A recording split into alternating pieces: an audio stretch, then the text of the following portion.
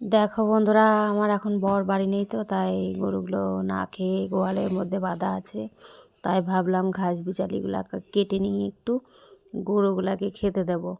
তো ঘাসগুলো আগে কেটে নিয়েছি, এখন বিচালি কাটলাম, তো গরুগুলো এখন খুলতে যাচ্ছি গোয়ালে।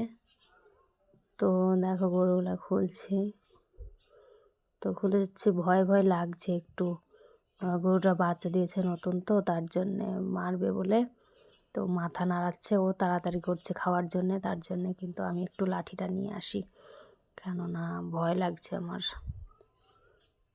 তো এটা নিয়ে আসলাম, একটা লাঠি। তো এরপরে আমি গরুটাকে খুলতে যাচ্ছি।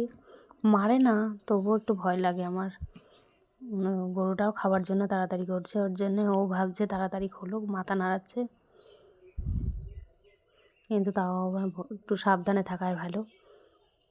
লাঠিটা নিলাম, খুলে দিলাম, নান্দাতে গিয়ে খেতে লাগলো। আমরা নান্দা বলি, তোমরা কি বলো কমেন্টে জানাবে, ঠিক আছে? মানে গরু যেটাতে খাই সেটাকে আমরা নান্দা বলি, তো তোমরা কি বলো সেটা কমেন্ট করে জানাবে, ঠিক আছে? কিন্তু গরুটা এবার বেঁধে দিলাম,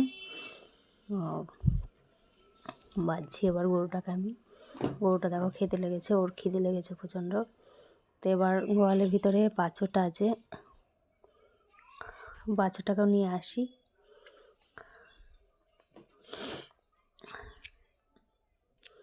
বাচ্চাটাও খাওয়ার জন্য কেমন করছে দেখো, অনেকটা বেলা হয়ে গেছে, তো তাই তাড়াতাড়ি করছে। দেখো দৌড়াচ্ছে কেমন, দৌড়ে মানে নান্দাটা খুঁজে পাচ্ছে না।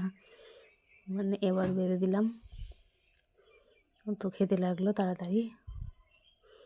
এবার বর বাড়ি এসছে, খানিকটা চড়াতে বাকি ছিল গাছ বিচালি, মানে কাটতে বাকি ছিল, সেটা আবার ওকে দিয়ে কেটে নিলাম। আমি কেটেছি সবটা, মানে কিছুটা বাকি আছে, তো এসে খানিকটা কেটে দিল।